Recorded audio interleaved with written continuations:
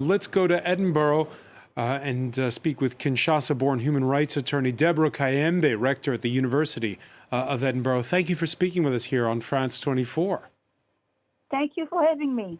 When the Pope talks about an amnesty of the heart and mutual forgiveness between Congolese, how much do those words carry? How much do they resonate?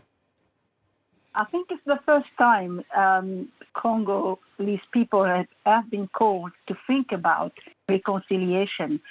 And I think it's going to be very difficult for the Congolese to go straight to a reconciliation right now. But I think it's a good thing that the Pope set the tone.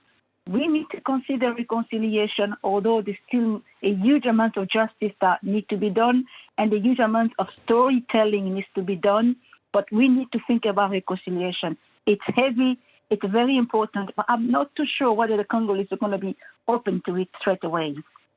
You heard Seema Gupta, our correspondent in Kinshasa, to talk about it, just how important the Catholic Church is and was the last time there was an election there, basically also running a lot of the social services.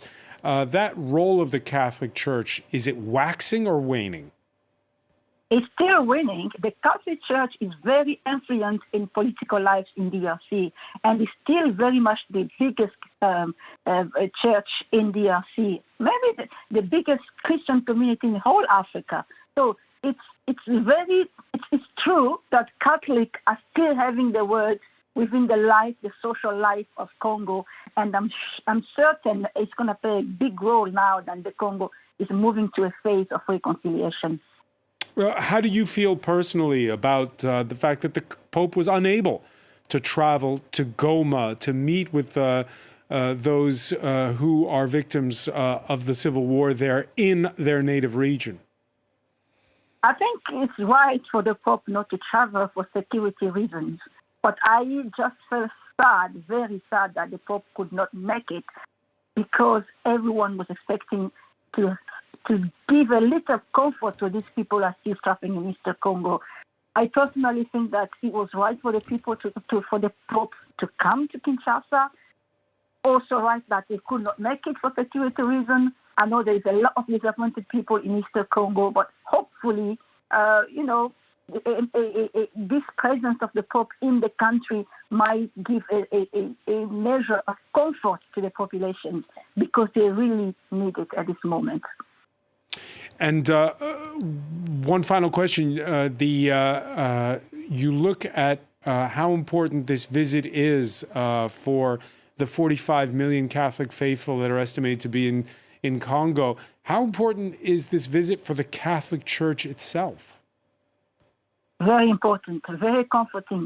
Remember, during the Joseph Kabila reign, Catholics were persecuted seriously. And I have to say, now that the Pope has come, it gives them a sort of comfort. And very importantly, that they have a leader who listens to them. They have a leader who comes to the rescue to comfort them. For the Catholic Church, it means the world. And it means the world for all Congolese. You know, the Pope Francis is quite a Pope who astonished the world with his work in Argentina before becoming Pope. So he's a figure of knowing the suffering of people. He has seen people suffering. He has been a side of people who have been suffering. So it means the world for many Congolese, for the Catholics, even for me who's not in DRC. It made me feel, oh, finally, someone is bringing the case of DRC around the world. Finally, someone who thinks about what the Pope is saying in DRC. Finally, we get a measure of attention that will be needed for more than 20 years. Deborah Kayembe, thank you so much for joining us from Edinburgh. Thank you so much.